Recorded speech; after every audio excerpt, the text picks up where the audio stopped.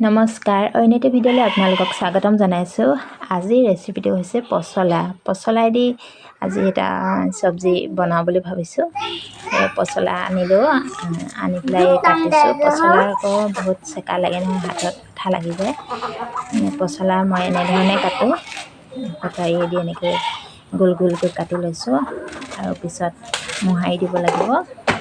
হাতেৰেও মোহাৰিব পাৰে, কিন্তু হাতেৰে মোহাৰিলে হাতত খুব চেকা লাগে কাৰণে মই ধাৰ লগা গিলাচ লৈছোঁ। গিলাচে এনেকৈ সৰু সৰু কৰি মাৰি দিছোঁ। আৰু এইখিনি সৰু সৰু হ'লেহে পচলাটো খাই ভাল লাগে, আৰু তাৰ নহ'লে দীঘল দীঘল হৈ থাকিলে তাৰ আঁবিলাক দীঘল দীঘল হৈ যায়।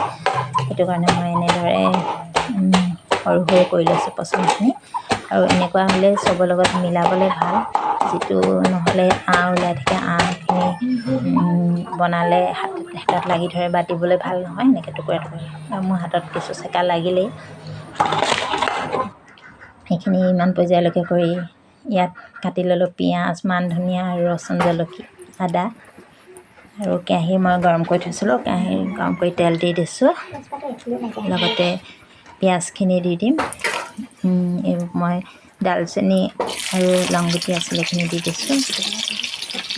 পিঁয়াজ দি দিছোঁ। পিঁয়াজখিনি অকণমান ৰং অহাৰ লগে লগে মই ইয়াত খুন্দি ৰাখিছিলোঁ ৰচুন, আদা আৰু মান ধনিয়াখিনি আগতীয়াকৈ মই আজি দি দিছোঁ তেলতে, যিহেতু ইয়াৰ তেলত দিলেও ৰসটো ওলাই যায়। সেইটো কাৰণে মই এনেধৰণে আজি বনাইছোঁ। ইয়াত পচলা আৰু আলু দুটুকামান লগত দি দিছোঁ। আলু নহ'লেও ভাল নালাগে, যিহেতু আলু যিহেতু মিলি যায় যি চব্জি খালেও। সেই আলু দুটুকামান দি দিছোঁ। মই এনেধৰণে বনাইছোঁ। আপোনালোকে বাৰু কেনেধৰণে বনায়, মোৰ টিপছটো কেনেকুৱা লাগিছে জনাবচোন।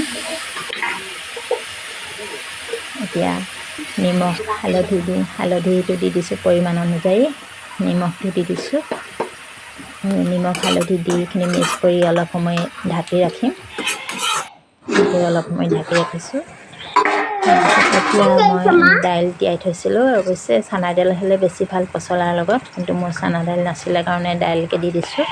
দাইল আৰু আজি এখনেই চব্জি বনাম, এইখিনি এনেকৈ মই দি দিছোঁ। অলপ সময় এতিয়া ঢাকি ৰাখিম। ঢাকি ৰখাৰ পিছত মই পানী দি দিম। মই এনেধৰণে বনাওঁ, আপোনালোকে বাৰু কেনেধৰণে বনাই জনাবচোন। এনেকৈ অলপ সময় ঢাকি ৰাখিম, তাৰপিছত অলপ পানী দিম। পানী দি পেলাই হৈ যাব আৰু উতলাৰ লগে লগে সিজি যাব। এইখিনি মই এতিয়া সিজি গৈছে, হৈয়ে গৈছে। প্ৰথমে কালাৰটো চাওকচোন। আৰু মই এটা কথা ক'ব পাহৰিলোঁ, মোৰ গেছটো শেষ হৈ গ'ল।